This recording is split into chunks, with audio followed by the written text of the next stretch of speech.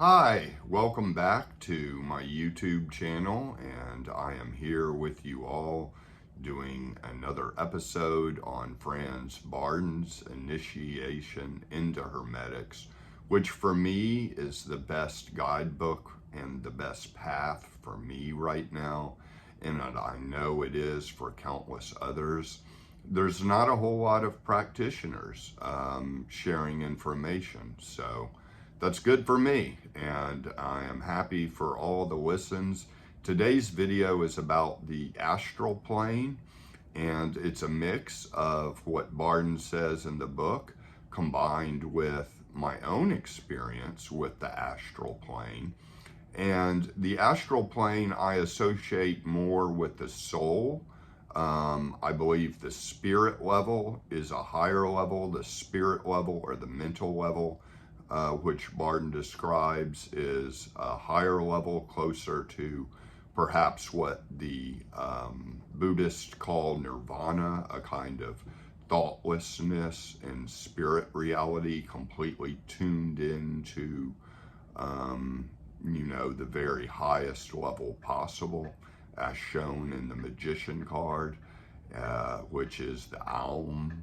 And the astral level is a lower level, but still a very high level, because it's what most religions will call the beyond. But to the initiate, there is no beyond. If you visit the astral level frequently before death, you know how it all kind of works, because there are other beings in the astral level.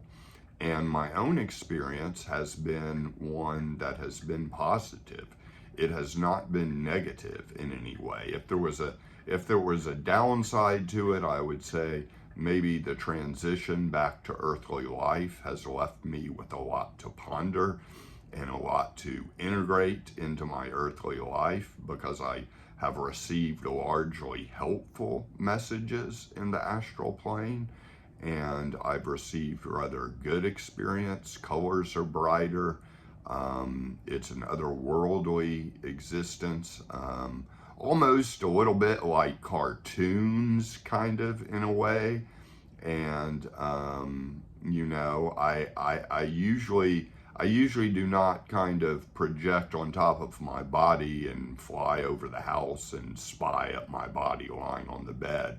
I've had that happen a few times, but that's normally not what happens. What normally happens is I go into the other world, and I've experienced this as lucid dreams, as deep sleep going into it, and also just a lot in waking life, in states of meditation, going there and experiencing it, and talking to other beings and experiencing that other world for a long time. When it first started happening in my 20s, 2 decades ago, I kind of got scared, so I kind of pulled out of it. So I understand why it scares people at first, because it's a big transition.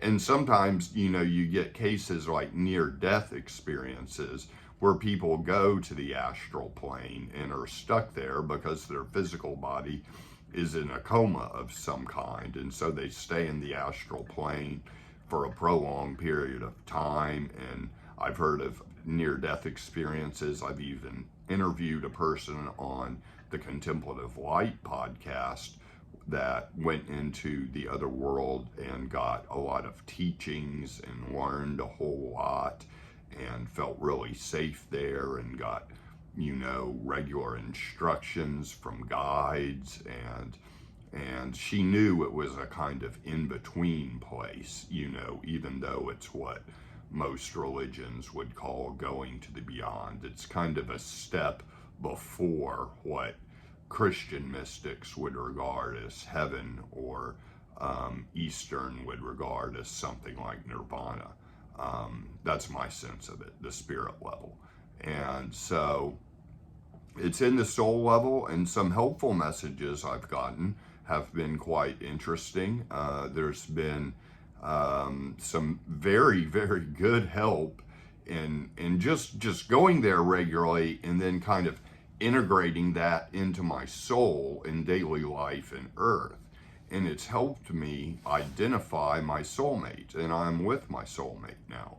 And it is a very good situation, and I'm very grateful to all the help I have received in making that happen, because it does not happen in isolation. There is help from other beings. So the other beings that Bardon identifies being there, and saints and souls that have passed, and the salamanders, the nymphs, the undines, they're all there. I have not really experienced them as bad. There's some bad, but at least I have been able to kind of skip over that part, and not be threatened by it, and kind of stick to the light.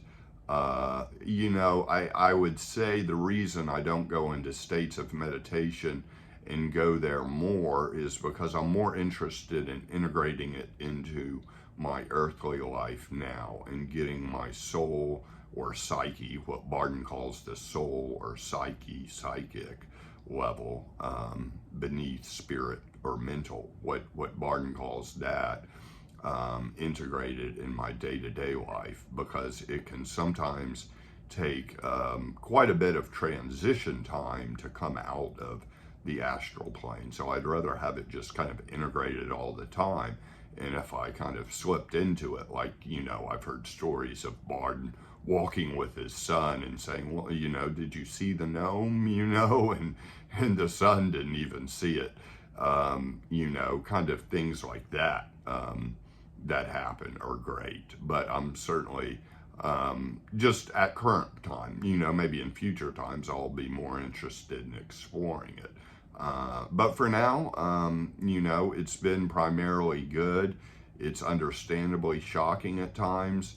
The bad experience that I've had was when I kind of went there early on, perhaps before I was ready, or perhaps it was just first experiences that needed to happen. And I ran into, one time I ran into a Catholic priest who was very much a hardliner, and pointed out all the 7 deadly sins that were going to get me crucified in my own personal crucifixion, which was a process that was happening and was necessary.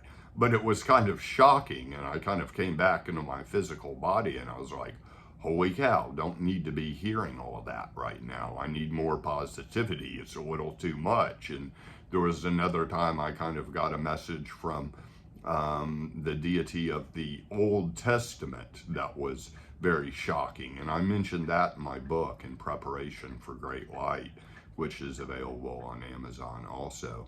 And so, not necessarily bad, not demonic. I certainly don't feel, any threat by demons or anything of that kind. I feel like I'm aligned with God, with Jesus Christ, with Buddha, with Shiva, and I'm working towards the good, and I feel like there's kind of a force field around me enough that is going to keep out demons. And I also know that, any demons encountered in this life, or in basically going to the astral plane, and them really like taking you over, I feel like it's a rare experience.